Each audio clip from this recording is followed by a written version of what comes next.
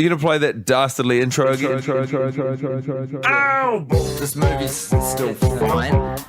Coley, pasta. One of them dies, that guy's screw. One of them's a hottie, his name is Jack. One of them looks like Johnny Depp, and his name is Johnny Depp. Classic Maximum Joseph. You forget that films are supposed to have a point. Hello and welcome to this director's commentary Of the film. of the film. We Are Your Friends. Oh, we work so well together that we finish each other's sentences, don't we? We sure do. My name is Max Joseph, but you might know me affectionately by my self-chosen and very popular nickname, Maximum Joseph. And my name is Meaghan Oppenheimer. Meaghan Oppenheimer. A pleasure to see you. Say it with me now. Meaghan Oppenheimer. Everybody at home, once more, Meaghan Oppenheimer. And that is how we would start every day. When we were working on the script, We Are Your Friends, we thought to portray friendship, we'd best display friendship to each other. One of our many rhyming slogans that we use to guide the writing process, hundreds of which we will share with you throughout this director's commentary. Well, rest assured there is ample opportunity as we hold your hand through this screening of our, I would say, commercially, not mixed. Yeah. I really love that term, mixed, because when this movie came out, we had what got described as mixed reviews. Which was exactly what we were hoping for, because what's an important element of DJing? You guessed it, the mixing. See, we say we know each other so well, we can guess exactly where the other one's going. It's a beautiful, beautiful thing to behold, isn't it? So look, listen, welcome to this film. We're in it now. We've been introduced to our first two characters already, who, we took a lot of time fleshing them out, really thinking about them. We wanted to make some three-dimensional representations of the kind of fuck boys that we were used to on the LA scene. Frustratingly, neither of us could remember examples of the people we tried to write about, so we had to kind of build the characters from scratch. We had to create entire people. You don't look in a position that you'll be comfortable even after about 20 minutes, I've got to say, Max. Do you want to chill out, or are you okay for now? Do you want me to chill out? I just want you to be in a position where you can chill out, because we're in for a long time, not a good time. Yeah, you know no what I'm doubt. saying? Do you want me to make some adjustments so that maybe your headphones aren't quite so... No, I got to tell you, Meaghan, okay? I love how accommodating you are. I've always said this about you. Too accommodating, if anything. All right. Rest assured, if I'm uncomfortable, I will speak out. So, Max, we thought we'd chuck some more characters in at this point because we've done such a good job of commentating on the fleshed out nature of the two. We haven't even named them yet. Look, we've copped an eyeful of our star.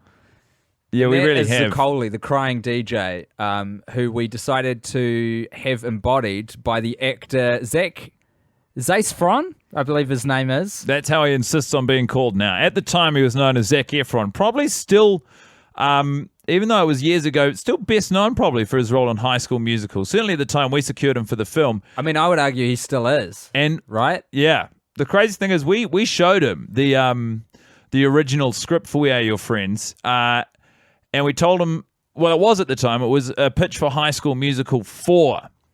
And he was really excited by it. He was positively jazzed. He was. And like we say when we made the movie, if you want to make it with them, you got to fake it with them.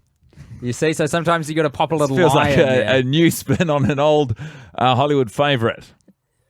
I have no idea what you're talking about, of course, as usual, Maximum. So we thought it would be fun in this bit of the film to just take a break from making a film. We were finding storytelling really hard. And it was quite jarring for us how quickly we found that pop up in the process. So just to make sure we remain comfortable with the process, we decided at this point we'd insert a music video, something which is much easier to direct.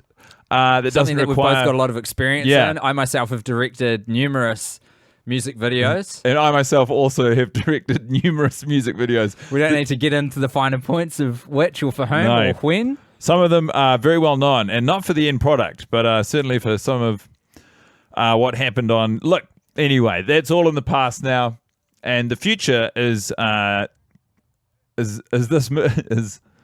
now, really, isn't it? These are the characters establishing some of their personality traits, their relationships to one another.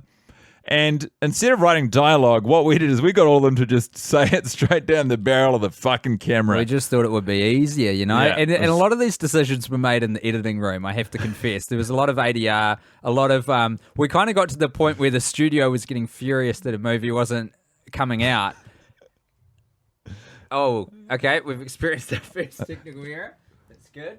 What seems to be the problem there, Meaghan? I'm not sure. Well, rest assured, the film is going along keep happening. at a reasonable clip. Yeah. As you were saying, what exactly were you saying? Look, it's impossible to tell, but, you know, life comes at you pretty fast.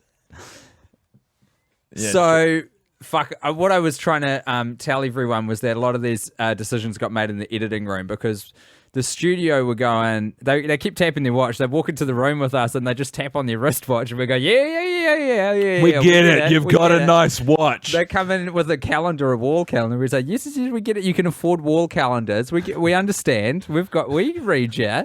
And then Jeff from the studio, he told both of us, he said, you two will never work in this town again if you don't fulfill your contractual obligations to give us a Zac Efron-led ensemble music movie. And we said, well, that's a terrifying prospect because that deadline is looming and we've been through all of the footage, a movie it does not make currently. So we started scrambling, looking for other editors with music video experience, and then discovered this nifty little thing called stock footage, which you can purchase online pretty cheaply. If any of you are sort of stuck in the quagmire of making a movie right now, I cannot recommend stock footage enough. It was a real game changer for us. We accidentally gave Zac Efron the majority of the production budget of this film, but I think the stock footage did a majority of the heavy lifting and storytelling. That's right. And it cost us next to nothing. Well, a few $100s. We pitched that sort of marketing idea to the studio. We said to Jeff. We said, what about this? A movie that is led by stock footage. And Jeff said, look, that's not really what we paid you for. And we said, I know, but that's what we got. You're cleaning that up a bit too, because I tell you what, Jeff curses like a sailor. Absolute potty mouth on that man. If you don't know, sailors are famous for having terrible mouths. He did have a point, though, which is that we were treading new ground. It had not been done before. Well, not successfully. And they also assured us that the marketing materials weren't really part of our responsibility, which I kind of found infuriating. I largely made this movie to experience what it's like to advertise one. So to have that taken away from me really... You just wanted to get on that junket, didn't you, Max? Yeah, well, I had a lot of fun on the junket, obviously, with Zac Efron, as he wants to be known now. And didn't do a lot of tours with Jarhead, actually. He didn't really want to go on any of the media junkets, confusingly to me. No, well, he's a serious actor. I believe he had a play opening downtown LA. He was doing a Shakespeare. It's crazy to me. Shakespeare show, is that what they're called? Yeah. Shakespeare show. You would act in a movie and then afterwards choose to do a play. I was like, Jarhead...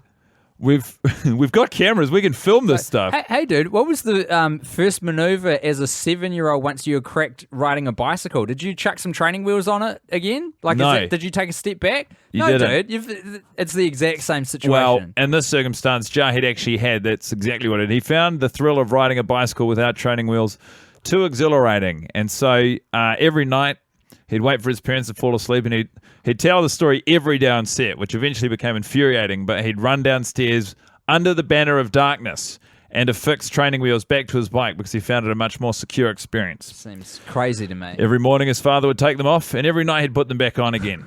So he's certainly a cautious man. And he sort of insisted between takes on doing, I guess you could call it practicing, but practicing the takes with the other performers, which we all found very distracting when we were trying to have a good time. He kept tugging at their shirts and saying, "We got to go practice." Yeah, what did he call it? Rehearsal. I think it's because when you ride horses, you want to have a couple of goes before you get in the race. Well, so we need to rehearsal. That sounds right to me. Of course, acting is Jarhead's second passion after equestrian.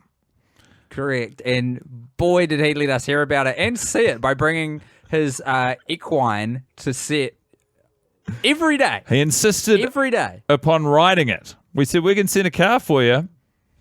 He said, No, I'm fine for transport, thank you. P.S. I'm going to need some hay bales, shade, sugar cubes, salt licks, a water pail, a bridle, and a brush. I, of course, didn't know at the time that horses like sugar cubes. Yeah, they love them. They can't get enough. Wow. But more as a special treat, you know? Yeah. You Well, can't it's a just- good thing that horses have hooves and not fingers. Otherwise, they'd always be combing through the sugar cubes. And masturbating. That's the other thing they'd be doing all the time. You can masturbate with hooves. Can you? You can't with your horse's legs, though, can you? Oh, look, no, it's... No. Why was Jahid, he kept insisting on tending to the horse every couple of days? Yeah, well, I think he just meant making sure that the horse was still alive. I mean, we did work long hours. Oh my God, I feel embarrassed now because my mind went to a whole other place. Oh, you thought he was... I thought he was whacking That's off his illegal. horse. I mean, I'm as open-minded as the next guy, It's Meaghan, not but illegal. It's a necessary part of horse husbandry. I know that if it's you not... want to be a good husband, you got to I whack that know horse off. that it's not, and strictly speaking, illegal, but I saw what he was doing, and the way Jahid was doing it, definitely illegal. So look, as sure as my name is Meaghan Oppenheimer, Which it is. co-writer of this fine film, boy, did we have a great time filming this scene. Yeah. We're introduced to our antagonist. Yeah. Slash, sort of very formative figure in the professional career of Zay Cole's character, Zaccoli. Zac Efron's character, Zaccoli, sorry. DJ James Reed. Now, a lot of DJs get DJ names, but we thought, you know what? Something a little different for this guy. What if we forgot to give him a DJ name in the movie about DJs? And what if we did the exact same thing with our lead character played by Zac Efron? You know? Yeah. And the student, Jeff, was ropeable. Well, the thing is, if you want to capture the essence of the Los Angeles underground electronic music scene, then what you got to do is you got to get out there. You got to see the sights. You got to smell the smells, and you got to drink the drinks. And so that's what Meaghan and I did. We went out there and we got absolutely rat-faced. And after 2 months of intensive research, we came back with diddly-do. And Jeff said, what'd you find out there? And we sort of just panicked. That was the first meeting back after our 2-month research break. And we said, well, I'll tell you one thing that they're not doing. Working. Using alternative names. Yeah, for sure.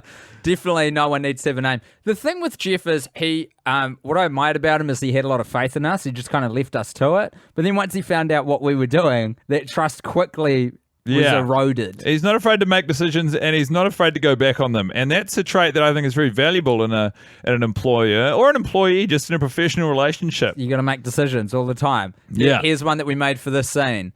When we introduce the love interest to Zac Efron, what should she be wearing? Beetlejuice's top? Sounds good. Yeah. Let's run with A lot that. of people don't know that. It's the original top from Michael Keaton's Beetlejuice. Some people call it Tim Burton's, but not me. Not after the way Tim treated me. No, let's get into that, No, actually. No, please. let's get into that. It's Let's water get under the into bridge. that. Tim and I get along fine now. What happened with you and Tim Burton? What project were you working on? Because this is a story that did not come out in filming. Well, and for good reason. I don't know what the word Did is. you hold my beer? Yeah, no worries. Thanks, Max.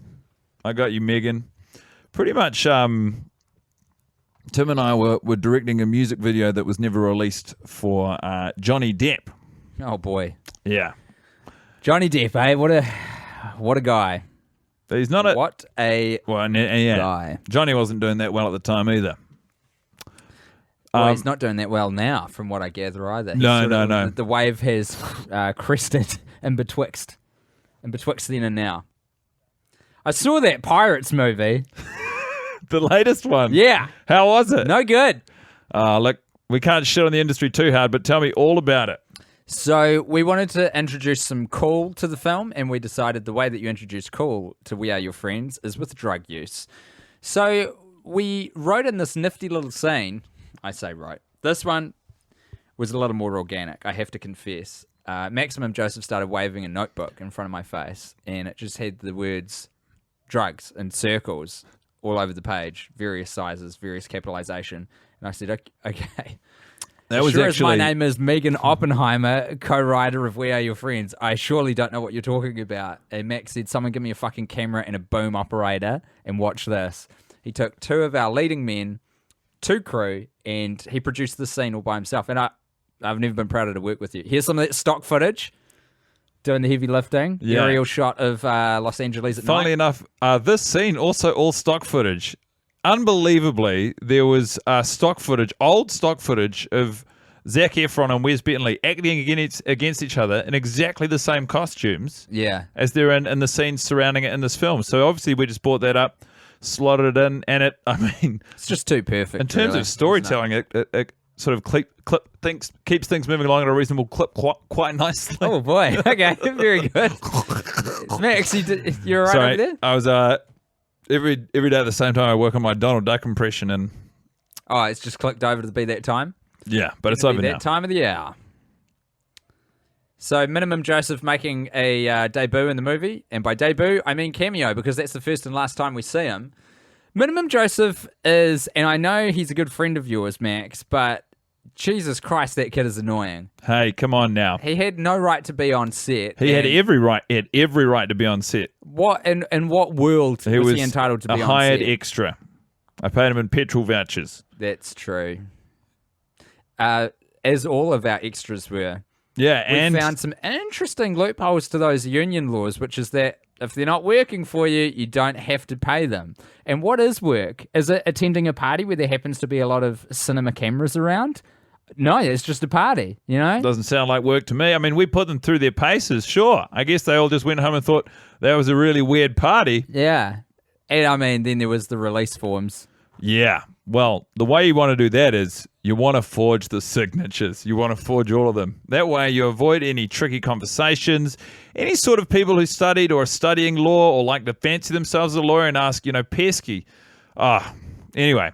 This is why I enjoy doing these director's commentaries. Often I do it for my famous music videos, which we won't get into the back catalogue of now. Well. But these little tips and tricks of filmmaking for young guns who are just getting into the industry, they might not know that forging signatures for a party shoot is just the easiest way to go. If you go to any of the filmmaking schools, a lot of them are going to tell you need release forms. Yeah, you know what I say? Fuck film school.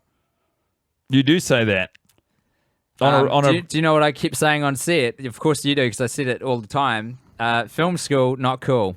It's another one of our little rhyming That one was slogans. more yours. I actually went to film school and I found it to be very, very valuable on my journey to being the director I am today. Maximum Joseph. And that's why we work so well together, because we come from different backgrounds. And but we finish each other's sentences. not where I was going with that at all. I was going to say we sort of complement each other's with the different skill sets and backgrounds that we come from.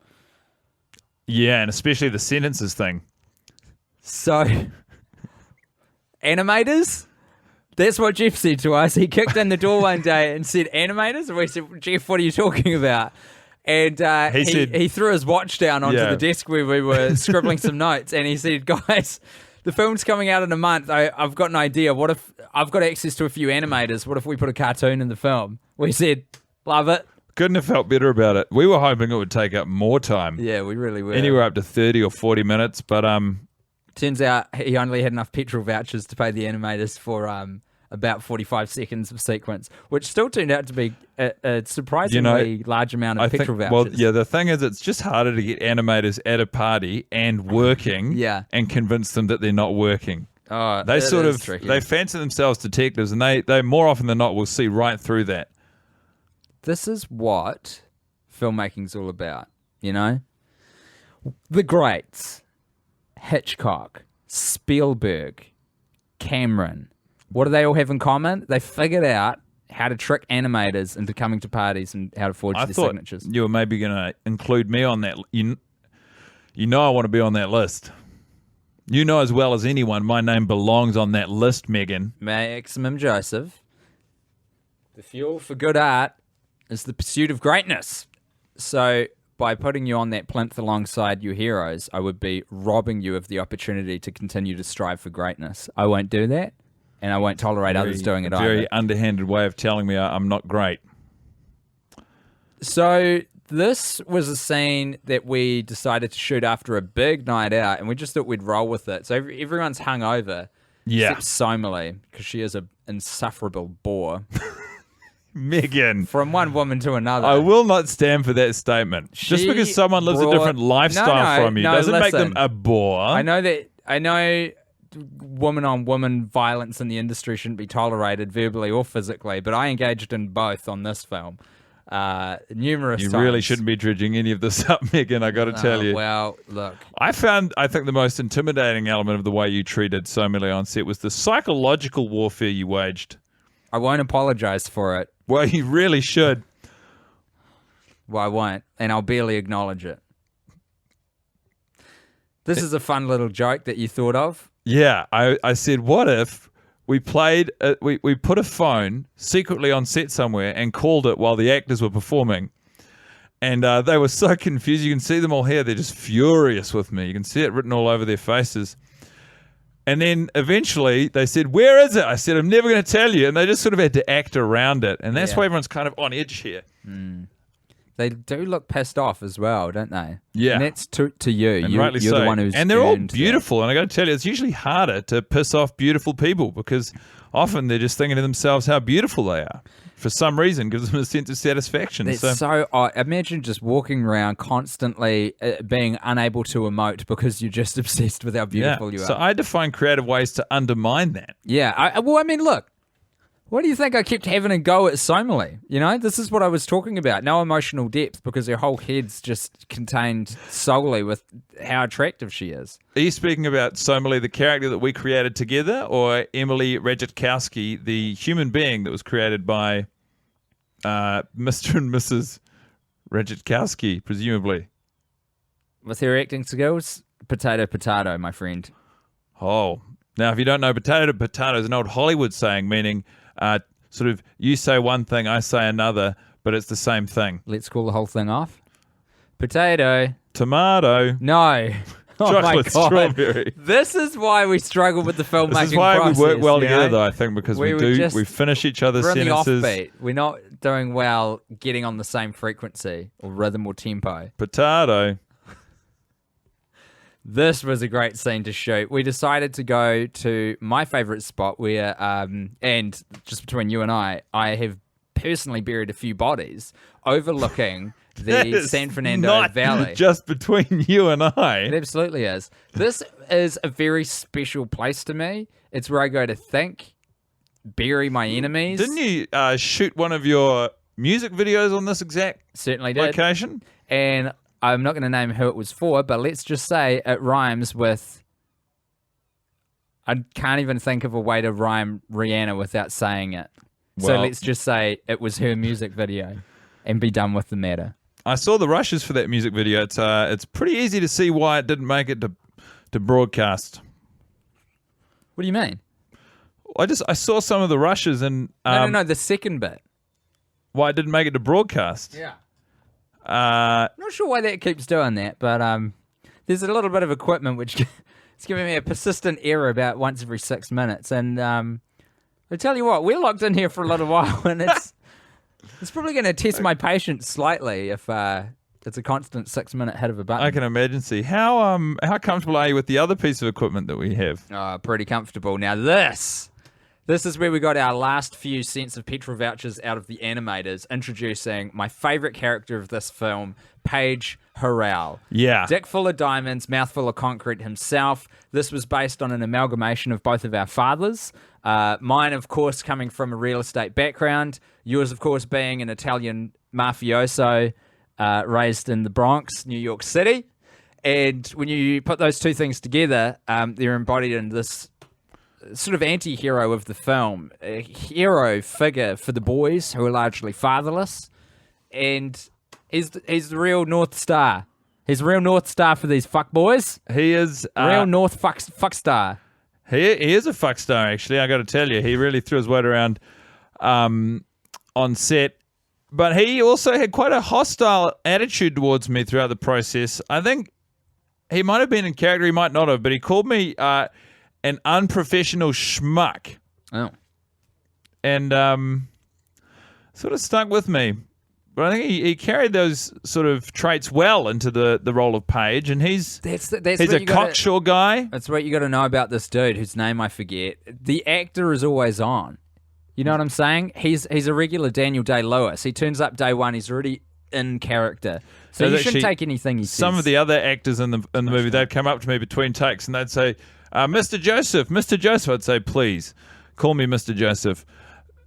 They'd say, he's acting too well. He's acting too well. I'd say, the problem isn't that one of my performers is acting too well. No, I think the problem here lies with the fact that you're not acting well enough. You sure told Well, them. I think you it's took just- them to film school. That's another thing Yeah. we'd say on set. Hey, don't be a tool. I'll take you to film school. Yeah, and that would honestly, halt a lot of momentum when someone would be a fool and we'd have to drive them all the way across town, often in rush hour traffic, 5-6 hours. Not sure if that very close helicopter to the audio studio is getting picked up on mic, but we just like to leave the door open when we do these things because that's just how we do things. Yeah.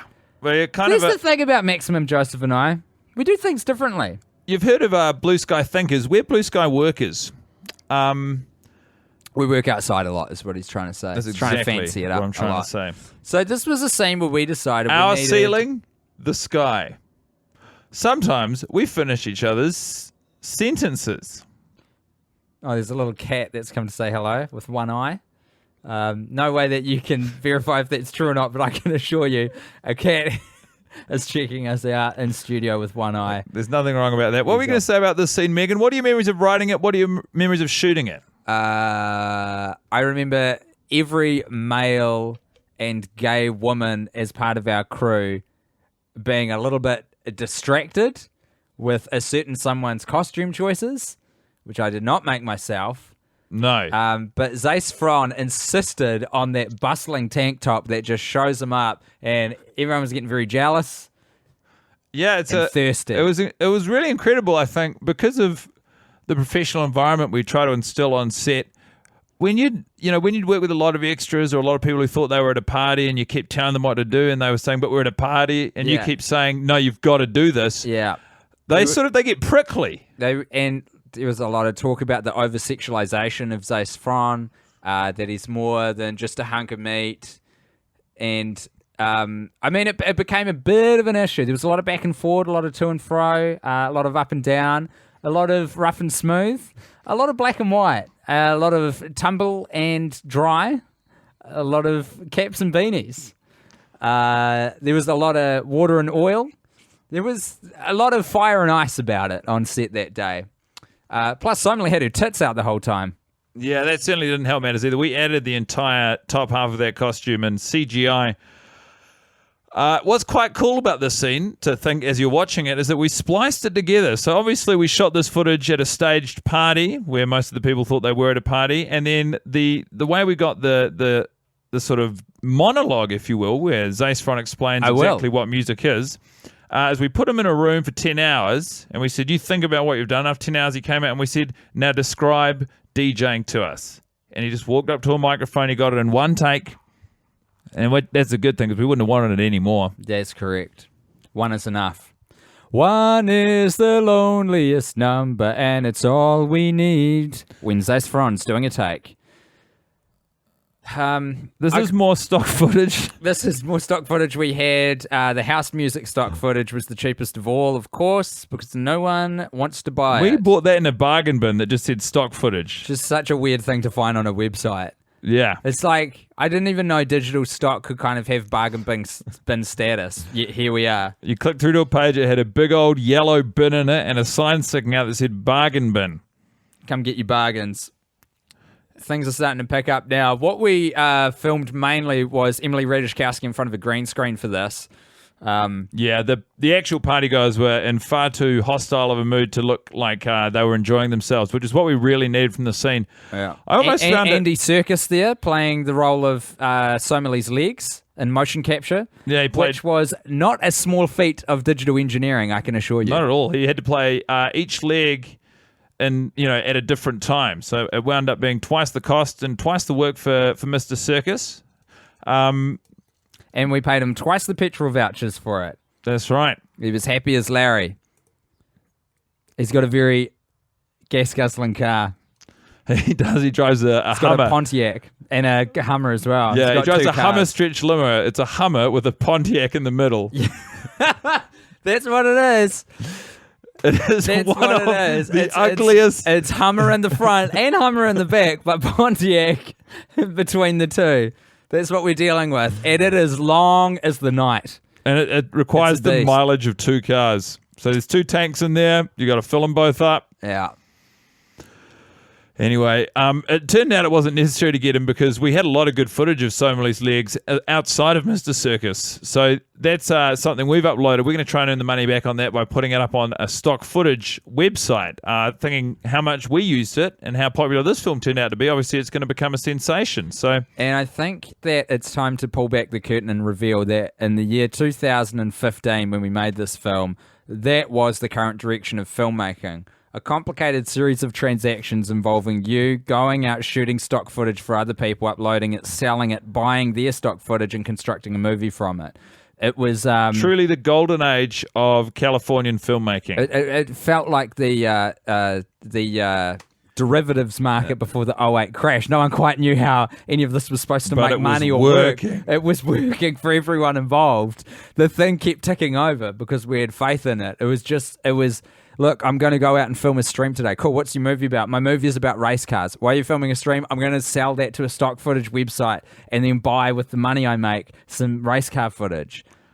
It was a functional economy. Yeah, it was. And a lot of good movies got made that way. Every movie that's been made since the release, and I think 2 months preceding the release of We Are Your Friends, especially in California, 80% stock footage. They didn't shoot that footage. And that's why I think in the upcoming at the Oscars every year, you're seeing more and more people going on stage. Are the To Oscars accept such the a foreign awards. concept to you, Maximum Joseph, that you forgot what they were called?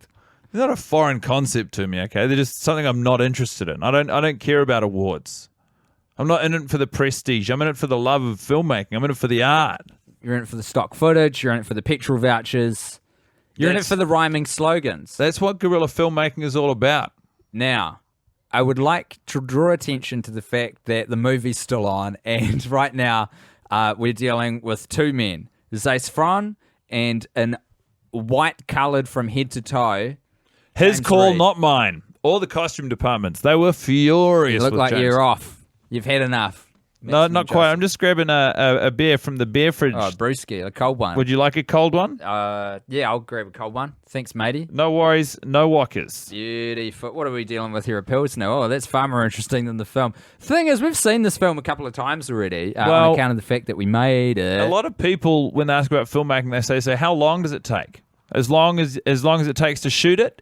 And for a long time, I'd say yes. That's exactly how long it takes. And then someone talking about the editing process. I just thought it sort of all happened over the weeks afterwards, in and of itself.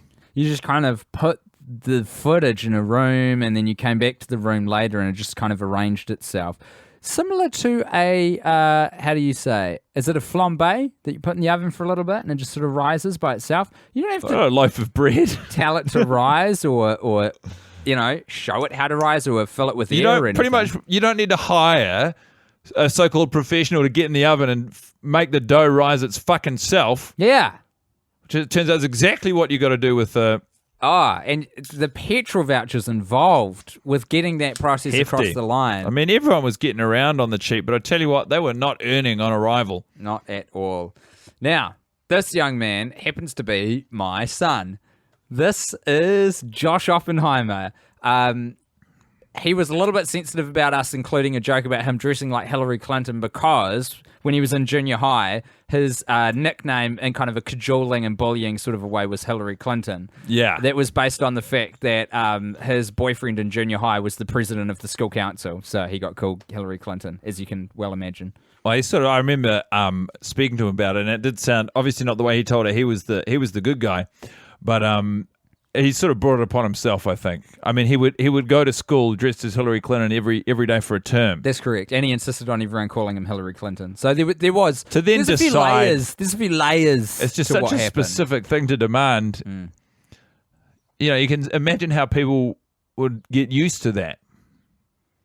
Oh, day at the beach. This was a fun day to shoot.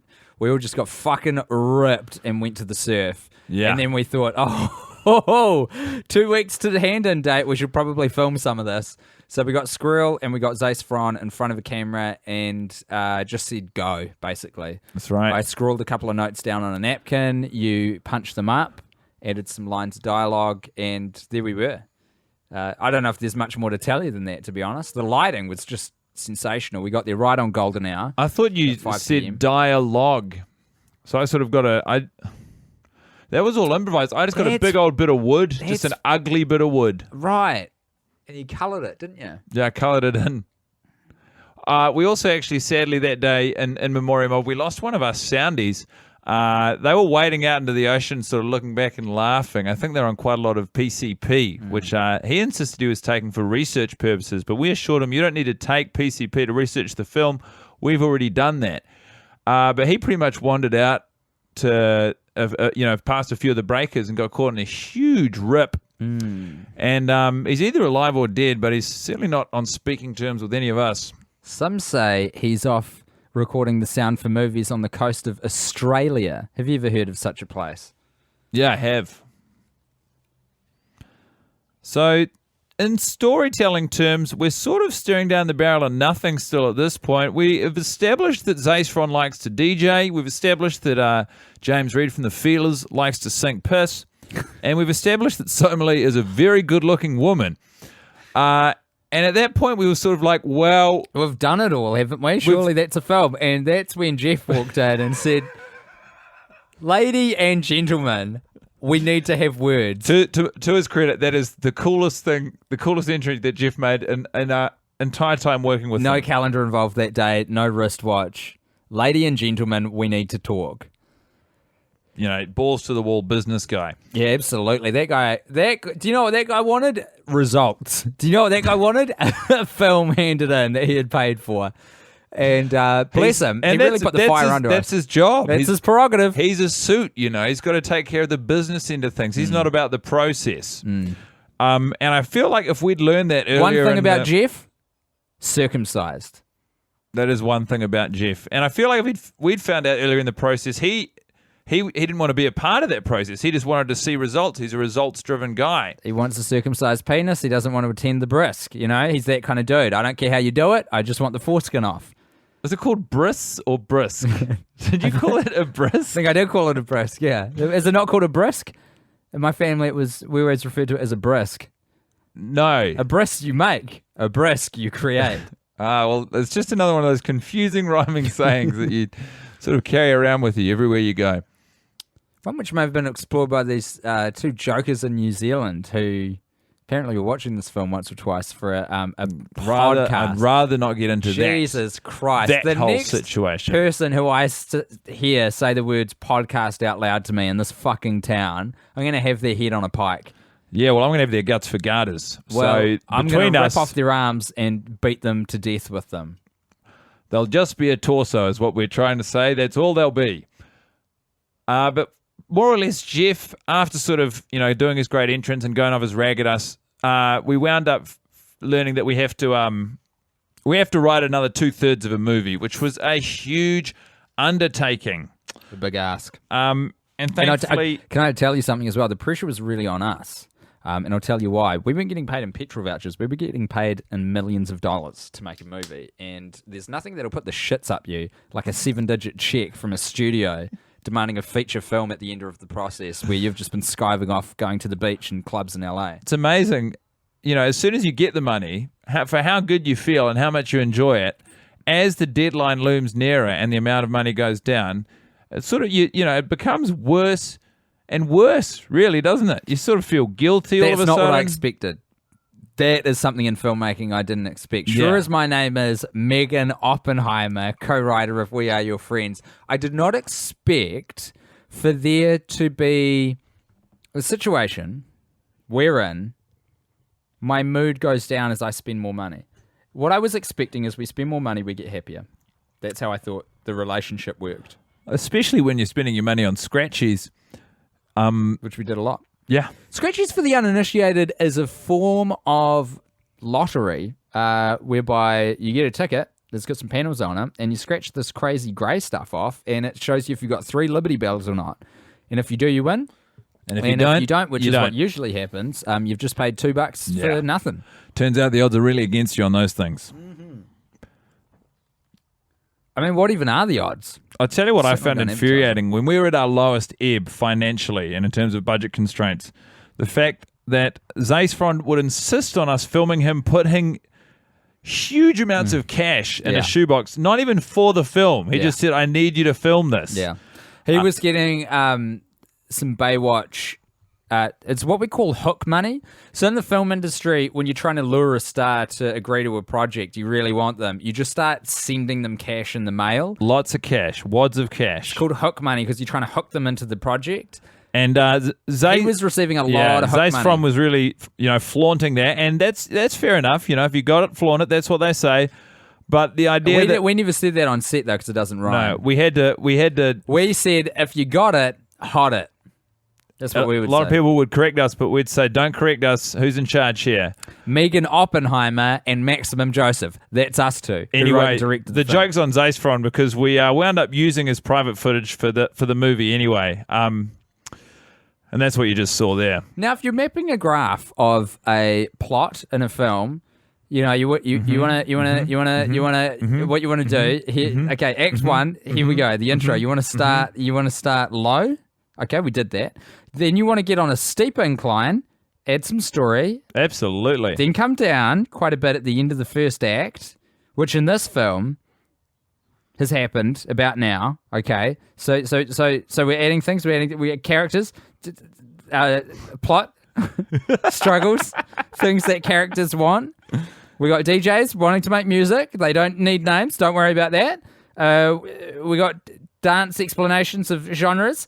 And then we're coming down, and here we are at the end of Act 1 with Zeisfrond taking a woman from behind in a dive bar. That's how I like to end an act in a film. It's called an act break. And it was exactly that. So everyone, we called it on Let set. me tell you about how I learned how to make films. I did a bunch of coke, and then I watched at 10 times normal speed on YouTube a series of film tutorials. Because I thought that the best way to get the information in a timely manner was to get it at 10 times normal speed. But then I thought to myself, these videos are designed for a brain going at its maximum, so I need to increase that. And the way that I'll do that is a lot of cocaine. I got to say that as someone who attended film school and spent a lot of money doing it, it doesn't feel good to hear that, because I felt when we were on set that I was leaning on you quite heavily as someone who knew what they were doing and had a really firm handle on the situation, which is very unusual given you were just credited as a writer. But to think of the amount of time and financial investment I put into learning how to make films, you just took a bunch of cocaine and watched tutorials at 10 times speed. I mean, it sounds so much more efficient in terms of time as well. And do you know why it sounds more efficient? It is. Yeah, I guess. You can do a lot of things better on cocaine, I think. Not everything, mind you, but a lot of things. But do you know what is not better on cocaine? Cocaine. Highly addictive, very Moorish, and a bit expensive. Don't do it. I'm serious. Don't do it after you've already taken it. Wait, that's right. Once you're on the cocaine, stop doing it. You don't want to top up every now and then, that's fine, but just don't do more cocaine when you're on the cocaine. Now, this was another party scene, but we went for a slightly different vibe because we were using the same extras as before, and they had sniffed what we were up to. So we had to adjust the tone of the party from a very happy, jovial affair, which we tricked them into the first time, to a more somber, I'm not sure if this is a slave labor, if we should be getting the unions involved type of situation, which is the morose overtones which you can feel permeating off the screen. Yeah, absolutely. We went around the university, we rounded up the same people. We said, guys, we know we promised you everything at our last party. We're sorry we didn't execute. We're throwing another one. It's a wine and cheese affair. Come on over. It's our apology. And they said, it's a way for us to say sorry to you. It's really important that you ignore all the cinema cameras that are around. And they said, Meaghan Oppenheimer and Maximum Joseph, the two people for whom I understand, will be a film made. It really feels like you're trying to put us in this film. And we said, absolutely not. We're trying to apologize in the form of a wine and cheese party. Have you never been apologized to before, extras? And they said yes. But they also said the fact that you're calling us extras suggests that we are in fact being used as extras on a film and not party guys at a party. To which I replied, where is your self-esteem? Extra is when you're even more than the thing. Yeah. You are extra. You're all extras to me, and you always will And be. miraculously, that persuaded all of them simultaneously to come back to the party. It And was after I regaled them with a heartwarming tale of how my father would constantly call me an extra. That's how I was raised. not a heartwarming tale. It is a heartwarming tale because what he was saying is that I was so much that I was extra. He was calling you a burden, Meaghan.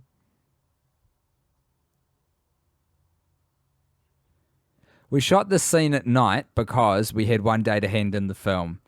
We were against the clock. We were against the calendar. Things were getting very tense indeed. We'd run out of cash, petrol vouchers, and most importantly, cocaine. So we took a film crew out at night in the dying hours of March 31st, just before April 1st, April 1st, if I remember rightly. which I think you do. And we shot this scene against the twinkling lights of LA Yeah? beneath us. And it actually turned out pretty good, I think. Yeah. If you get past the fact that nearly all of it is out of focus, just in terms of coherence, Does anyone coherency, notice, though? Does anyone even notice that stuff? I have found, yes. And the conversations I've had with my sort of, I call them peers. They don't really call me a peer. Steven Spielberg, you know, when I talk to them about filmmaking, they say that is tantamount to making a good film, is trusting the audience is intelligent and that they'll try and piece together a story from whatever you give them. To which I said, if they're just going to try and do the work for us, why do we have to do the work? And that one left Spielberg stumped, I'll tell you. Hard man to stump. Tell you one decision we made correctly in the film project that was We Are Your Friends, and that was hiring to do our music the same man who it came second to the guy who did get selected to do the soundtrack for Trainspotting. Yeah. Second place. And you know what they say about second place? First place loser. And we love people in first place. That's why this film... We want to be adjacent to that. We want to be Had as mixed close results. as possible to first place as we can get. You can't always afford first place, but if you can't afford first place, get a first place loser, and that is second place. And I feel like he spent most of the time bitching about how he didn't get the train spotting job and really phoned it in. He just had his Spotify Discover on shuffle, and then every It worked third out song, fine, yeah. though, to be honest. I mean, we did get exactly what we needed, but it still feels like, you know, for what he was getting paid in petrol vouchers, we didn't quite get our money's worth on that one. He did fly to work every day, so I mean, the petrol vouchers were really flowing thick and fast. Absolutely. They don't get you far when you're making round-robin trips betwixt LAX and Scotland. I'll tell you that for free. This we shot first. This was the first scene that we laid down, as they call it, in the biz, which I'm a part of, myself, Meaghan Oppenheimer. This is at a music festival in Los Angeles, which we created. We spent quite a tremendous percentage of the budget putting this on, the majority of which was actually installing the portaloos, which you can see at the back there. Didn't want to repeat of what happened on the last music video that we worked on together, which obviously we Now, can't go into the details of No, exactly. we absolutely will go into the details. Now, we got... How many? Okay, I'll ask you this question. Yeah. How many, for 500 people, how many portaloos do you think? This is for the listener at home. How many How many porta portaloos potties does that sound like to you? for 500 people? Because if you think the answer is anything less than 5, it turns out you'll be wrong. Yeah. Here's what happened. Eminem, Marshall Mathers himself, gets Joseph Maximum and myself. I was going by a different name then. Yeah. Yeah, you were. To come in and do the music video for 8 Mile. And we said, we've got a great vision for this. We know exactly what it needs. He already had plans for the movie. So, it was kind of just going to play itself out. Here's some footage. It's essentially stock footage. My understanding is you've got experience with that. I just need you to kind of fill in gaps with me. Tell me what to do. Tell me where to go. What kind of backdrop you want for the rest of this to pad it in. We were like, fantastic. So we get a whole lot of extras. Also- We load them all in there. And what do you know? 500 people, 5 porta potties. The place is stinking of human excretion in record time. And I mean, I still have nightmares about that shoot. As well you should. We insisted on making all of the catering incredibly spicy food, which I thought would just sort of add to the electric atmosphere of doing an Eminem music video. But what it turned out to be was a disaster situation, particularly in light of the fact that we didn't pay as much as maybe we should have for the food. And I tell you what, some of that beef and fish had turned. I thought spice was the way you get around that. You know, it kills bacteria. Embarrassingly for us, it turned out that the guy we were dealing with wasn't even Eminem. It turns out that the video for Lose Yourself was made way back when the song was released. What we had done was, listened to and taken money from a white skinhead who wanted a video of a white skinhead rave. But what he wound up getting was a lot of footage of a lot of white supremacists shitting themselves. Yeah. And I mean, can we really... after getting violent food poisoning. Can we be blamed? Listener to this audio commentary of We Are Your Friends with myself, Meaghan Oppenheimer, co-writer of We Are Your Friends, joined by Maximum Joseph, co-writer and director. Myself. Can I ask you, in all seriousness, can we be blamed? Can the blame be laid at our feet for assuming when a white man with a bald head comes up to us and asks us to make a music video that it's Eminem? Am I familiar with hip-hop music? No, I'm not. But I am a man of the cultural zeitgeist. I know that Marshall Mathers is a man who exists in the world. He specifically said he wanted to lose himself. I put 2 and 2 together. I then put a very, very good value Indian catering service together with 500 inverted And by good skinheads. value, Megan means cheap. This thing was so cheap. We pocketed a lot of cash. Let me tell you how cheap it was. 500 people. How much money? How much money do you think it costs to provide catering for 500 people? If I had to guess, I'd say, look, at least you're looking at $10 a head if we're doing dinner. So sort of $5,000. Divided by 2. $2,500. Divide that by 2. $1,250. Divide that by 2. $675. Divide that by 2. $387.50. Divide that by 2. It's not a lot. It's about $160. $150. $150. Yeah, I was really hoping if we kept dividing by 2 we'd get there, but it didn't quite work out. No, $150 for 500 people. So we're dealing with about, I want to say 35 cents a person. We couldn't believe our ears. We said, how much is it going to cost for you to provide food and catering for all these people? He said, for you, today, this day, $150. And we said, absolutely You're yes. hired. Didn't ask You're any more absolutely hired. questions. And I mean, I tell you what, it was kind of like we got tricked twice. In retrospect, now this scene was a joy to film. We decided, because we had just been living it up on the first day of shooting in Las Vegas at a music festival that we put on with ample portaloos, we decided we'll take the morning off, we'll take it nice and easy, we'll hire ourselves a whole floor of a hotel. And I want to get presidential suites for the cast and crew. I want like the works. I want everything. And the first thing we asked Zace Fron and Somali when they arrived on set was, have you guys improvised before? They said no. We said great. Perfect. That's exactly what we're looking for. Eat that fucking food right now. And they said, I don't know about that food. We said, trust us. We provided catering for up to 500 people before. At the low price of $150, we know what we're doing. So they did, and I'll tell you what, mixed reviews on that scene after the film came out. Mixed reviews is how I would describe it. And we actually got a review. We've got a catering company on Yelp and Zomato, TripAdvisor.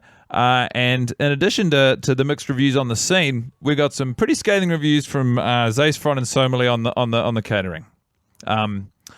Obviously, we can't tell you the name of the catering company or their user handles on Yelp or Zomato, lest they be bombarded with. Do you make friend requests on Yelp? Well, I wouldn't know anymore. I've stayed off there after all that negative feedback. But let's just say the company rhymes with asked. mood. Catering. That's right. Cast Crude Bakery. It's for crude casts and it's baked goods and curries. Now, this is a classic red herring, what we inserted here, because I had just watched a delightful BBC remake of the classic Sherlock Holmes. I was watching a lot of murder mysteries at the time. Is what you do is you put something in to trick the audience, and then you reveal that you've tricked the audience. So what we did is we threw a text message at them, which said, "Come over, big fight." Now, this is after Zaisfron and Somerley in the film have performed coitus upon Well, we one wanted another. to leave a question mark on that. So, Yes, we did. You're absolutely right. you Max. never actually see the act. No, and that was intentional. But for some people, what some people notice, which we didn't intend to happen, is they think that they've had sex. What other people think is they haven't had sex. But either way, what we've done is created tension.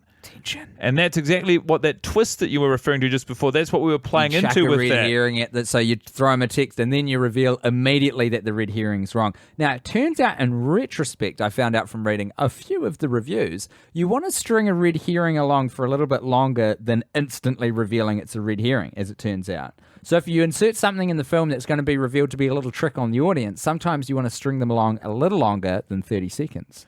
But Yeah. this is the beauty of filmmaking. We live, we learn, we spend petrol So vouchers, we were trying to forge signatures. Wrap this thing up, you know. We have turned at this point in the writing process, we'd turned the script in 5 times to say it was finished, and Jeff had said, "No, it's not." And we would say, "Yes, Jeff, it is. We're finished writing on it."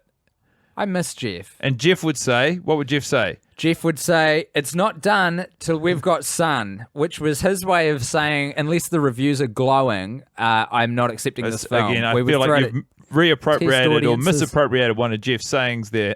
He didn't say, "It's not done till we've got sun." He said, "It's not done till I fucking say it's done. Now lock yourselves in that room and finish the script." It doesn't rhyme at all. Didn't seem relevant to Jeff at the time. Sure didn't. Should have. Did you just cheers Jeff? Is it what that was? I always cheers Jeff. Even when he's not in the room. Just a little cheers, Jeff. Jeff, the fresh maker.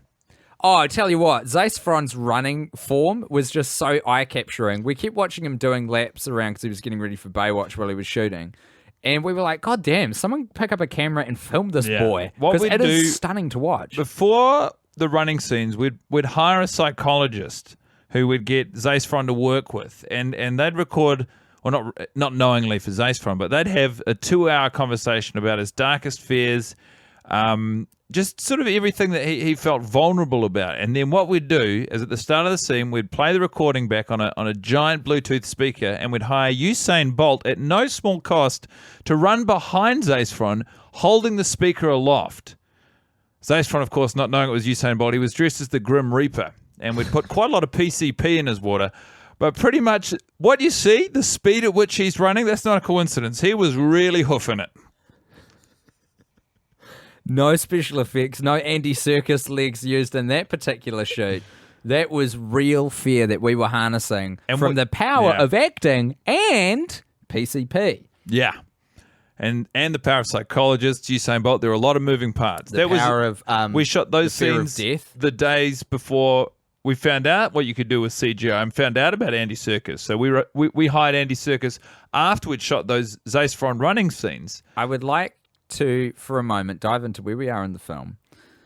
A moment of real drama and high finance, which is something I was very set on getting into this script. Now, we've got Tanya Romero, a woman at the end of her tether. She has been trying to negotiate with the bank through an intermediary called Gold Star Realty Solutions, stick full of diamonds, mouth full of concrete. It has not gone well. Why? Because Gold Star Realty Solutions is a bit of a sham. It's a giant sham, and we base that on the company that my father made his fortunes with, which it turned out was, he called it a triangle scheme, but it was pyramid selling, is what it was. If He you're was going to selling- listen to the FBI, He was selling pyramids to anyone who would lend them a couple of minutes, just a chat, a brief chat is all he needed, just to get his foot in the door, and then he'd say, "Listen, I've got a shape for you. You don't look like a square to me. You look like a cool dude. And you know what cool dudes like buying? Fucking pyramids." And then usually the person would say, sir, can you please exit my property? Or alternatively, I'm pretty sure that's a triangle. He would say, this isn't a triangle, friend. Who knows more about triangles? Than me, Pyramid Pete. His name was Pete. Anyway, I'd rather not dredge all that up right now. I feel like if we just telescoped that out a little bit, it'd be more comfortable with you. Then you've got the floor doing a bit of the heavy lifting. Oh, I really don't mind. Are you good? For those of you listening along wondering what exactly my good friend Meaghan Oppenheimer, co-writer of the film We Are Your Friends, is Thank referencing.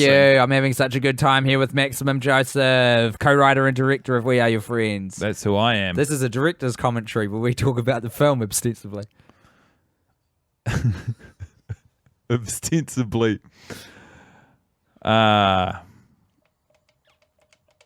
What's going on? I mean, it's his birthday because you got to have a birthday in every film. Very important. It's like how you can't say the word Macbeth in a theater. You got to have a birthday in every movie. Every movie you ever see, there will be at least the opportunity for someone to be having a birthday who's like an extra. Is that an hour? That's 1 hour that the film's been running now. That. Okay, we're just going to take a quick photo if you'll excuse us. Don't need to for a worry second. about that. Oh, we'll keep going. That's the beauty of it. So this Pilsner's going down a treat. Probably not as well as James Reed's several whiskies that he's consumed already this evening while he's been out for his birthday dinner with Somali. It has not gone well. We didn't know how to write a conflict relationship scene. It's hard to do. To create fake conflict? No, chuck impossible. it in the too hard basket, mate, if you ask me. So sure as my name is Meaghan Oppenheimer, co-writer of We Are Your Friends, I said, I've got an idea. That's exactly what you said. I said, what we'll do is we will simply insinuate there's been a fight, which we won't need to script, and we will just see unfold on screen the aftermath. And that's exactly what we did, and I think we got away with it. Well, yeah, I thought so too. But again, if you read the reviews, people...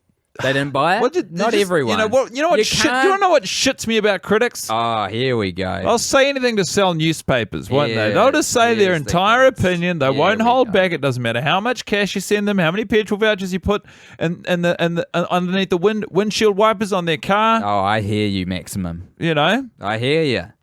and I don't know what to tell you, Meaghan, but I find it infuriating. One moment. Can I just say this, Meaghan? I think one person at a time, keeping the people updated. So phone down for you. You tell us what's happening on I thought you'd screen. already keep the people updated. I apologise. No, So I'll give what we you- I'll decided give you to a do heads after up. the birthday party scene is we went, you know what? Let's go to a strip club. It was actually Zace Fron's idea, and I hate to throw one of our cast members under the bus, but I tell you what, there's two things that guy likes. Strip clubs and pretending he likes strip clubs, because there was a lot of chatter flying around on set, and every time the chatter would start, he would say, oh, I feel like going to a strip club to look at boobies. Yeah, I'd say it out loud so everyone on set could hear. It was like he was insecure about being perceived as cool. He'd say, I want to go look at boobies at a strip club. Those are the two things I like. Boobies for me, please. Booby 1 and Booby 2. We'd say, those aren't individual things. You can just call them boobies like you were, Zach. Anyway, that's neither here nor there. We were worried that this would look like a cheap storytelling tool to have Zace Fron, like the ignoramus he is, upload a photo of him and the woman who he's having an illicit affair with as his profile, sort of as her profile photo when she calls. And we were right to do that. Again, we got roasted for that. We got told off. It was a weird thing to describe. You know, the job of a critic is not necessarily to tell off the filmmaker, but that certainly Got me very hot under the collar eventually that's what in it a felt sexy way. like. Oh, really? That turned you on? Absolutely. Wow. That's what I love about our friendship, is we finish each other's sentences. And also, I've always been fascinated by what arouses you, but that's entirely separate to what makes our friendship great. If anything, that's what threatens to derail the friendship. You've really taken a full journey in 2 sentences on your relationship between my sexual fetishes, huh? Yeah, I really Your have. relationship to my sexual fetishes. Fetishes? That feels like the plural of that word, doesn't it? Multiple fetishes? Fetishes? Fetish. He, she, we Fetish. fetish. You fetish, I fetish. He, she fetishes. One He- fetish, 2 fetishes. A grip of fetishes. A clutch of fetishes. And It feels like the plural should be fetish, like fish. A bunch of fetish. Yeah, well, that was one of your sayings. You'd say, indulge a fetish, eat 3 fish. I did say that all the time. Well, that's not a fetish. That's a just a dietary taste. concern. It's a taste you've got. You like the taste. I don't know, actually. Can you eat too many fish? Now I'm so glad you brought this I up. don't mean ecologically. I mean in terms of diet. Oh, look, absolutely. There is such a thing as too much fish. You know what tuna's got a lot of in it? Mercury. And is mercury good? No, it's bad. Mercury's very bad for you. And tuna, they love it. They eat it up. Did tuna have a diet of metal? Well, that particular one, they didn't really ask for it. But the thing is, when we keep throwing things in the ocean, those fish will keep eating it. They'll eat anything because they have to. You'd think if they weren't enjoying the mercury, they'd write a letter saying, change the menu. That's what you would assume, unless you remember that fish have neither communicative abilities They don't nor have cognition laminators. nor fingers. That's your problem. It's also why they don't masturbate. They always write it, but then the paper gets wet. Yeah. If we dropped a laminator in the ocean, we could take care of this problem. I tried doing that once. Then the fish could finally communicate with us. No, I'll tell you what happened when I dropped the laminator in there. I electrocuted a lot of fish. Did you eat them? Short-circuited, and they just floated to the surface, belly up. They floated to the circus surface. Did Andy you? Serkis was there in the boat with me at the time, and he just scooped them up and ate them whole like Gollum. Actually, no, I remember the story. If I remember correctly, you sold all of that fish to a sushi restaurant in the valley, didn't you? Half. It was half and half Andy Serkis and sushi restaurant in the valley. But the thing is about electrocuted fish, a lot of people have qualms about it. It's good to eat. It's good to go. And it's kind of pre-cooked in a way. Yeah, it is. You don't need to cook that at all. Sashimi. Electric sushi. Certainly. None of you asked the chefs we've worked with. That's also the name of a club which Maximum Joseph and I co-opened at the conclusion of this film, Electric Sushimi, which was briefly lived, but we had a good time doing it. We had a really good time doing it. Let me lay on you guys what we would play. A lot of funk, okay? Funk from all countries. We played a lot of Japanese hip-hop. I think where we went wrong was the capacity of the establishment, which was 7 people at a time, which, as it turns out, did not become commercially viable. It also created a lot of licensing problems, fire exits, health and safety were climbing up our arsehole pretty much. We were, there was so much red tape around it. So have you been back there recently? Yeah. The new owners? Yeah. Reopened it? What's it called again now? They've renamed it? It's called Janitor's Closet. Janitor's Closet. And they run it pretty much, it does what it says on the tin. There's a lot of cleaning equipment in there. Still in the middle of the same high school. Hey, what are you good for? You want some ammonium? All yours. We've got that. We'll get you a nice shot glass of that. I tell you, that's how you'd think the janitors are treating you, but they don't even treat you like customers. They say stuff like, get out of my closet. Love it. And stop drinking all that ammonium. True to form.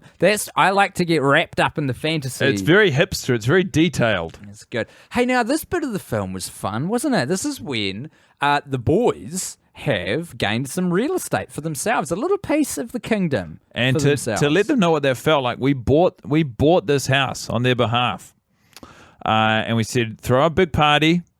We pretty much can't get anyone around anymore for whatever reason. Just ask your friends. Burned a lot of bridges, dudes. And they said, sure thing. Is that it? And we said, yeah, just don't let them know that they're going to be filmed. And before you knew it, this place was crawling with, attractive young Los Angeles types. They were Lost Angels too. This party got out of hand, but boy, was it fun. Look, we're not legally in a position to say this, but I feel like... but let me say this. We invited 6 midgets and only 4 midgets left the party alive. You do the math. Sorry. Meaghan, little people. Thank you. Yeah, we unfortunately wound up killing 4 little people. 2. Oh, well, yeah. 2 died at the party, and then 4 threatened to blab, so we had to kill another half of those. 4. So the 2 that we killed at the party, we didn't kill them; they just died incidentally. And then half of the ones that threatened to blab, but half we let live. Is that your recollection of how this went down? 6 little people came to the party. 6 little people came to the 2 party. 2 of them died at the party. 2 died. And then the 4 others threatened to blab, so we had to equalize them. Yeah, but as I mentioned earlier, 4 little people were 4. Wait, Yeah, you're right. We didn't kill any more little people. They were murdered. This is why Maximum, Joseph, and I have such a good working Because relationship. we finish each other's sentences. No, not at all, because we've got a complementary set of skills and recollections about parties that we both were at. I've always thought that's what makes us good friends. I never really thought that would make us good colleagues, but it turns out it does both. This was a rough fucking morning. I'll tell you Now, what. this was filmed on a GoPro, which I had the presence of mind to install as the party was sort of experiencing its dying breath. I did the last 2 lines of cocaine we had left, ran around the house installing GoPros in every which angle you could possibly imagine, hit record on all of them, and then passed out, almost drowned in the pool because I had my feet in there when I fell asleep.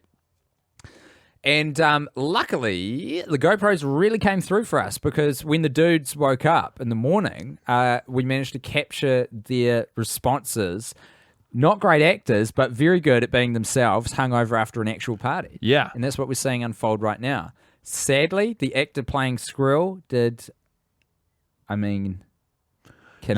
he passed away. Well, He's no longer with us. yeah. We didn't let the other actors know. We thought it would impact their sort of their ability to focus, their ability to remain professional, and whether or not that's disrespectful to their craft, I don't know. But anyway, we told them that he was just going method for a few hours. And just join him, guys. Just jump in the pool. The water's fine. We got a lot of GoPros going. They've got limited battery, so let's roll. Let's keep rolling on this. Let's keep rolling on this. Keep rolling on this. All of this real footage, all shot on GoPros.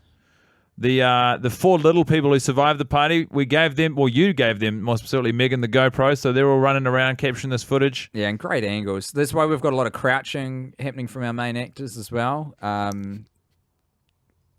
Sort of some height issues when you've got the cameras running at that angle. I tell you what, though, this next scene was emotionally challenging for me because I've been to a funeral before and we were shooting a funeral, and I didn't like that. Yeah. I don't like pretend. No, and I think it was also the lying. You know, we had Zaysfron Jarhead and the young actor who's, I forget his name. It's not important. Johnny Depp? No. Well, that was the character he was playing, but I've got no idea. I didn't know his name the whole time we were filming. Wasn't that embarrassing too? Yeah, it was. The But amount of times that it was a lot of bruh, Yeah. Brune, Dude. Bree. Yeah, you would always insist but- on using variations of B, which Yeah. I think sort of gave up the goat. But you know, you can say these guys aren't good actors, but for what it's worth, they believed that was a false funeral, and I thought they played it pretty straight, pretty well. And I think that just speaks volumes about us as filmmakers. And I tell you what, sure as my name is Meaghan Oppenheimer, co-writer of We Are Your Friends, I may have overstepped the bounds. Can I ask you a question, Meaghan? Sure. Did you change your name by... There have been rumours going around. Did you change your name by deed poll from Meaghan Oppenheimer to Meaghan Oppenheimer, co-writer of We Are Your Friends? Absolutely not. It's a title, not a name. But it is one that I insist upon reminding people is the full version of my name now that I changed it from deed poll, at deed poll, with, regard to my old name. It's my new name. The answer is yes. Thank you for your honesty. Ah, boy. This scene, our boys are at their lowest ebb. They're next to an empty pool, which is a metaphor for the emptiness of life when a friend departs you. In this case, because of a tragic death at a party. So their tensions are frayed, relationships are strained, they're at each other's throats. And this is a scene that I wrote based on an experience I had as a child, where at, tragically, a birthday party of a friend of mine who was turning 9 years old, one of the attendees died at the birthday party. And then we all started blaming each other. Until the cops showed up. Yeah. And blamed the parents, whose fault it legally was. Undoubtedly. Pretty dark chapter in my life, but let me say this before we move on. That was just also for the legal buffs out there. That was the last recorded version. That was before the PC Brigade made Catch the Mongoose illegal everywhere. The party game Catch the Mongoose, where parents would release a mongoose at a child's birthday party and the birthday girl or boy would get the first shot at catching This is it. what law is all about. You got to test the waters. You got to figure stuff out. You got to experiment so that we know what to make illegal in the future. Mongoose, don't mix with kids. Now we know. We didn't know that before. We tried it. It turns out it doesn't. So I say it was the last, as though there was a it's just a shame that legal culpability has to be added to what is essentially a social experiment. You know, it's a nanny state. It's not even a social experiment. It's just a personal family event for those who attend. Hey, guess what kids do every now and then? They sometimes they pass away. Yeah. It's a part of life. Guess what mongoose do sometimes? They attack the person who's trying to touch them. What do you expect? It's a wild mongoose. This bit of the film is what I like to call Act 2. Okay? This is the meat and potatoes of the film because it's in the middle. Act 1 finished all that time ago, and all that stuff was just intermission, and now this is Act 2 starting? No, we're kind of almost towards the end of Act 2 now. I just haven't quite had an opportunity amongst all of our chat about parties and tragedy to just remind us of where we are in the film. Also, interesting tidbit, James Reed from the Feelers there, he says, oh great, it's my favourite person. That's not true. Yeah. With the characters, in relation to the characters, Zaccoli's not his favourite person at all right now. The amount of times I had to stop you putting that on IMDb because you thought people didn't understand sarcasm. I'm a writer, Maximum Joseph. Yeah. I understand Well, people. I understand how they talk. Unless they I got tell it. someone, I'm not No. sure that they get it. The So audience got it. Trust me. Loud and clear. We all got it. So Zac Efron, looking great. as always, James Reed from the Feelers in a heavy knit sweater, looking great. he insisted on wearing that cardigan. God damn, I wish I had a cardigan. Do you know, he like that. spent $480 on that cardigan. Yeah. He bought it on a whim. Yep. He said in a duty-free shop. It's entirely merino, Oh, that's so good. 100% merino. Love It's that. so- which is not usually a chunky knit. It's so much merino. a lot of sheep died, if I understand how wool gets collected correctly. A lot of sheep died. That's how you shear a sheep. You kill it in that. first, Drain and you its cut it off blood. with scissors. So what you want in a second act in a film, I'm going to throw a little bit of script writing at you now, is you want to, we've had Heady Heights, which is the party. We've had Lows immediately afterwards, we've which had is Lows all right. Squirrel dying. Now we want to let people see a break of sunlight through the clouds. We want to have a ray of hope, a carrot dangled in front of our audience that things, despite the fact that they're pretty bad at the moment, might improve before we get to the end. Yeah. And that's why we have Zac Efron traveling to his mentor and friend that he got offside by having sex with his girlfriend, maybe, James Reed from the Feelers, to tie up these loose ends, to apologise, to move us forward into the third act of the film. And Jeff's not going to like us revealing this, but we crowdsourced a lot of the plot points that we used in this part of the film. Yeah, ever heard of a website called Reddit? Yeah. I sure have, and it has a system of up and down votes. So we were just chucking plot points up there.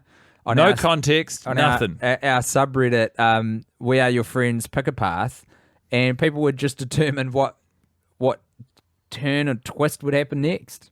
It's pretty great. Plus, we were using other people to write the potential plot points, so the whole thing was outsourced. It was a Stroke of genius really on our great behalf. way of getting work done. Can I say this also? The cafe we shot at here, it's called Romancing the Bean. It's in Burbank, California. Yeah. I have walked past this place so many times, never been in, and I don't know what sort of made me think to do it, but I wrote some reviews online of it, just sort of assessing what I imagine its service would be like. Don't know why anyone would find that interesting. Who Just- directed the scene if you weren't in there? that was in my own time. I directed this scene. Don't worry about that. No, wait a minute. I will worry about this. You said that you've never been to the cafe. I've never been inside it. Oh, I see. This is an exterior shot. Yeah. For those of you not watching the movie along at home, we're actually outside of the cafe. Yeah. But- Inside the cafe. I Well, don't know who directed those scenes. Okay, so Zac Efron is inside at some points. Yeah. So that could have been anyone, huh? Yeah, that was I just found that on a stock footage website. Again, couldn't believe my luck. It all synced up perfectly with the costuming and whatnot. Amazing. And in terms of dialogue, it also almost makes perfect sense. Now, here's some good stock footage. There's a reason why half of these shots you can only see Zac Efron from behind, because it isn't Zac Efron. It's a stock actor. A stocky stock actor. So we changed the screen to look like it was his phone dying, but what it actually was a text from someone we'd saved in his phone as the Grim Reaper saying, "You're next." And what you can't see in all these shots, what we had just off screen, was Usain Bolt not chasing him at full speed, but just sort of holding the speaker aloft so that he'd occasionally catch whispers of it, but he wasn't quite sure what was happening. And he had every right not to. I mean, again, we've given him a lot of PCP. All these scenes where he's running, you can bet your bottom dollar this guy is absolutely loaded on PCP. Along with our sound guy, obviously, who, as I mentioned earlier, may or may not still be alive. We lost a lot of good people on set on this film. Too many, if I'm being honest. I've worked on a lot of film sets. I've worked on a lot of music videos. Never in my life have I seen such bloodshed and needless loss of life than the We Are Your Friends. I'll tell you what, it was a relief to me when you told me that you sort of had quite a good open area on a hill atop the valley where you knew you could hide a few bodies. Sometimes it's just lovely to hear you talk for an extended period. It's just so nice to just sit back, watch the film that we made together, and just listen to you talk about it. Reminisce. Yeah, absolutely. You know what I'm saying, Max? Oh, I know. You on board? You don't need to worry about me. I know. Do you know, though? Do you know what I'm saying? Yeah. Let me tell you this. I'll tell you a little story about what happened when we were filming in Zac Efron's actual bedroom, which is where this was shot on this particular sunny afternoon in Los Angeles, California. Now, he had been researching for the role he was about to inherit in Baywatch, where he'd been getting all that fabulous hook money. And he was listening to that iconic... And let this be a lesson to you hook money salespeople. It works, okay? When you start sending hook money to superstars... Be careful. They're going to work on your projects. Yeah, be careful if they're working on other things at the time as well, because he was very distracted. What we were shooting just then with his headphones on, with him grooving along to his laptop, that was the iconic intro to the 90s smash hit series Baywatch.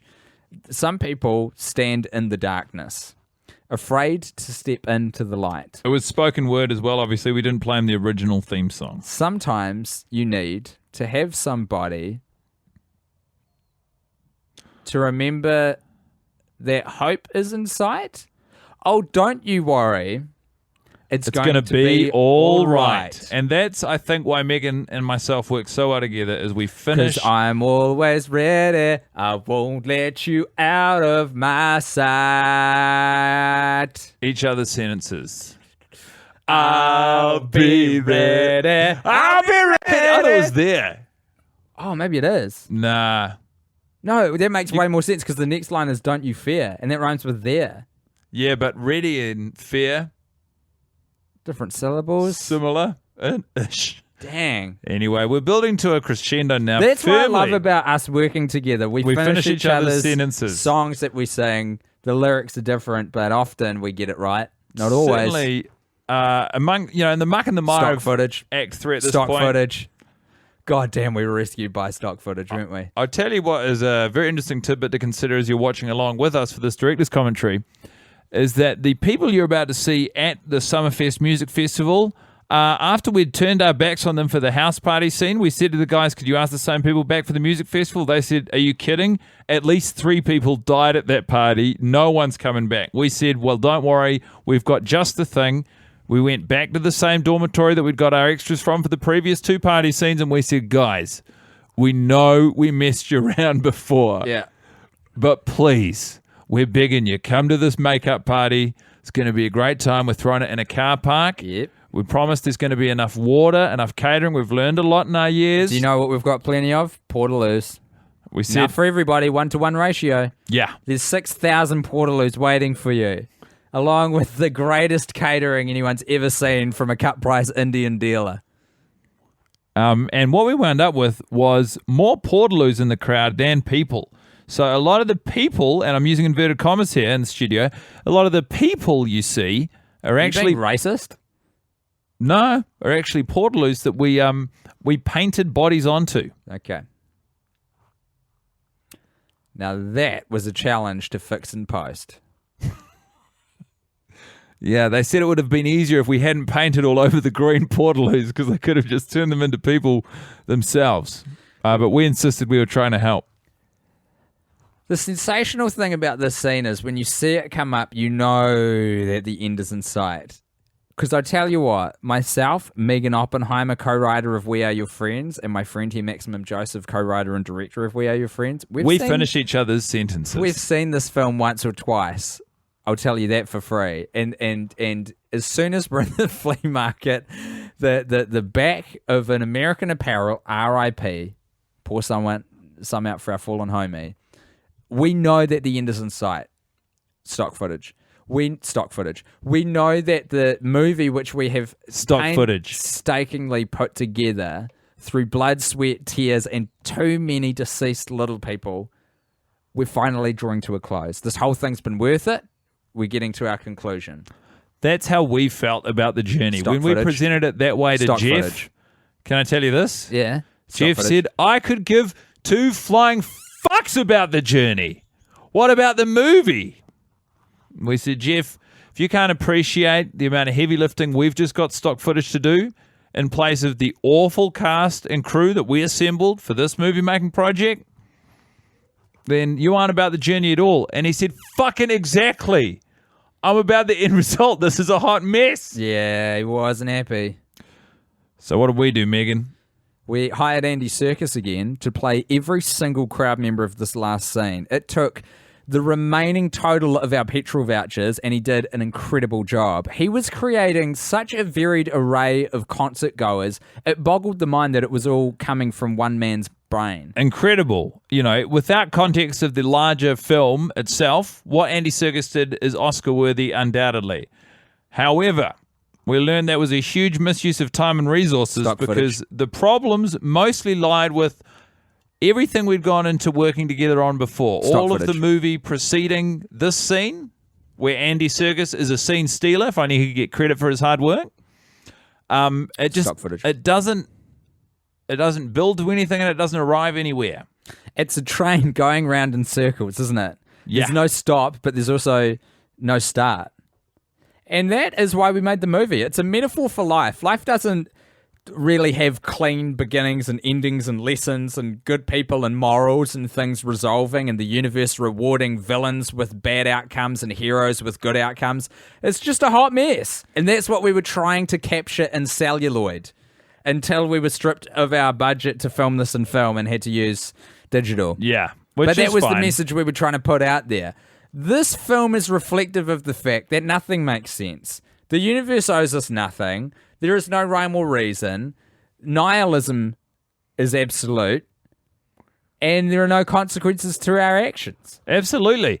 I think, and when people say, well, if that's what you wanted to make a movie about, why didn't you make a good movie about that instead of a bad movie about nothing? We said, because of that question. What you just said to us, that's exactly why we did what we did. Poindexter. Yeah. And you push them over. And what you've done before you push them over is cleverly put a friend of yours to crouch behind them so they'll fall right over. Yeah. Are we ever going to be better than this? And the answer is no. This is the central thesis of the film. Are we ever going to be better than this? What is better? Seems unlikely. What is this? This is so non-specific, deliberately so, that this is a nonsensical question. It's a non sequitur. Are we ever going to be better than this? Might as well be, are we ever going to be better than what? That's why I wrote it that way, baby. I know, you did. You get it. We both get it. We get it. Pioneer DJ. Yeah, she shouted to Pioneer. We promised them everything and gave them very little. We gave them a lot of stock footage. Yeah, but as they said, at the time, certainly in court, we don't want stock footage. We want petrol vouchers. But as we've discussed earlier, we'd already given them all away. They were all gone. They'd evaporated like so much petrol. Stock footage. Stock footage. Stock footage. Stock footage. Stock footage. Stock footage. Stock footage. Stock footage, bitch. Stock footage. Stock footage. This is not stock footage. We filmed. That one's stock footage. That Burger King crown, stock footage. Yeah. Now, this voiceover we had to get Zac Efron to record in But an ADR booth. at the time, he wasn't speaking with us, so we got a Zac Efron voice lookalike. Can you imagine how embarrassing it is when you have to hit that into Google? A lot of "do you mean this" suggestions. No, I know what a Zac Efron voice lookalike is, and that's exactly what we got. Stock. That's stock as well.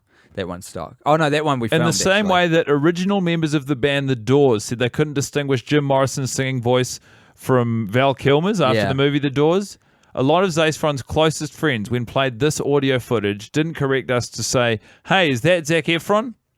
They mostly said, I mean, why haven't we been talking more about that on this director's commentary of We Are Your Friends? Val Kilmer's conviction and dedication to achieving the exact tonal reference and vocal range of Jim Morrison, who was a man who was like a once-in-a-generation voice, for an actor to go, yep, I'll emulate that, and then to actually do it to a point where one of the Doors producers basically broke down in tears when he heard a recording. I mean, why is Val Kilmer not a king of some sort? Why are we not talking about Val Kilmer all of the time? I think Val Kilmer got really excited after he did that. And, He was a Batman, wasn't he? yeah. I didn't direct that one. I've done some directing in my time, in addition to writing. You haven't directed any Batmans. No. So you don't need to specify you didn't direct that specific Batman. No. I was just asking, was he a Batman? I haven't directed any Batman. It's true. You don't need to bloody remind me I haven't directed any Batmans. Oh, and that's the movie. So this concludes our detailed retelling. Yeah. There's your name in bright lights. I wish And there's me, our Meaghan names Oppenheimer. together. Hey, it's really good to see you, Meaghan. Oh, it's so good to see you again. Maximum. Oh, Call my what tongue. it is. Maximum Joseph. Thank you. Thank you so much. So, I mean, I hope everyone's got a real deep dive into the film. I hope we've got a lot of fans of We Are Your Friends who have managed to extract a little more value out of surely seeing the thing, 20, 30, 40 times. I think we added a lot of value to that film. And I tell you what we chucked in here. We took a little leaf out of Marvel's book and we went, you know what? We're going to chuck some more story in the credits. Yeah. So that's coming up. It's There's still a lawsuit pending with Marvel on account of what we did in these credits. And we sort of then brought up the idea of Rush Hour maybe doing it first. So now Rush Hour's embroiled in it too. Of course, everyone remember the outtakes from the film Rush Hour. I believe it was in Rush Hour 2 when one of the stunts... Hold on for a second. I really feel like you're crossing some streams now, Maximum. We're talking about inserting plot, not outtakes. Outtakes are plot. Or they are in this movie alone. But this is what I was referring to. Yeah. And a lot of people think that all of the cash... Tanya Romero. all of the cash that Zac Efron was putting in that shoebox is in that shoebox. That's not true. It's a dog turd. It's a dog shit. That's right. But fucking Jeff might have taken it out. God damn it, Jeff. He's a real buzzkill. I mean, to be honest, the whole movie was leading up to that one killer gag of here's a woman who's trying her hardest to raise a kid by herself. She's been at the mercy of the 2008 global financial crisis, is about to get her house revoked due to the bank being a bunch of cunts. Oh, I'm so sorry. And what do we call it? A dog shit. No. What do we call it? The aristocrats. You know, it's like a big old build up and then a release. And the Yeah. release was the dog shit, and then Jeff made us take it out. Anyway, look, all of that to say, Siegel, for the original score, we thank you. Pyramid, bringing the schemes with Cole's music. Thank you so much. Them Jeans, who was the pool party set and DJ technical advisor. Love your work. Yeah. The additional DJ mixes done by Siegel were just top notch. A big shout out to Studio Canal for giving us all the money. This? Whose line is it anyway? For all of those petrol vouchers. Shannon Kemp on the art direction. You had a lot of dicks in this movie, and I'll never forgive you for it. Siobhan O'Brien, set decorator. You were in on the penises too. I don't think I've found all of them yet, If you're but I will going one to just day. keep reading, Meaghan, do you mind if I go and take a piss? Absolutely, you do what you need to do. Just make sure that you take a piss. Yeah, that's exactly what I'm doing. Kelly Stevens, additional second director. Isn't that a funny term of art that we've got in the filmmaking business? I mean, they used to be called fourth But then we went, you know what's funnier? Second.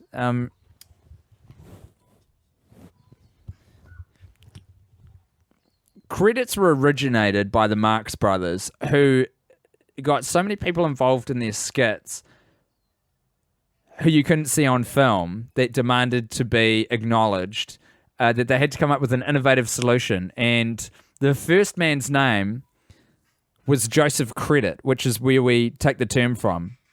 Joseph Credit worked with the Marx Brothers, predominantly setting up the safety protocols to make sure that they wouldn't kill themselves when a house would fall in on them, and they'd otherwise injure themselves. And we owe a lot to Mr. Credit. And to his credit, he really kicked a lot of good kind of safety procedures off in the film industry. We owe a lot to him. And I would also additionally like to thank Little Room, who did the post-production services on this film, which in our particular case involved a lot of cutting together of stock footage that we had purchased on the fly. A lot of songs were used in the making of this film.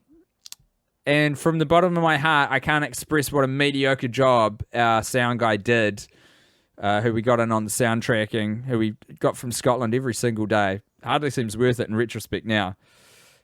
That soundtrack, by the way, is available nowhere because we didn't bother putting it out as an album, because according to every review we got of an early cut of the film, the song's really stinking up the joint, and the licensing alone would have just bankrupted the rest of the petrol vouchers we had, so decided against it. Some people will tell you Interscope Records put out the soundtrack. There's a fucking lie. Don't believe those people.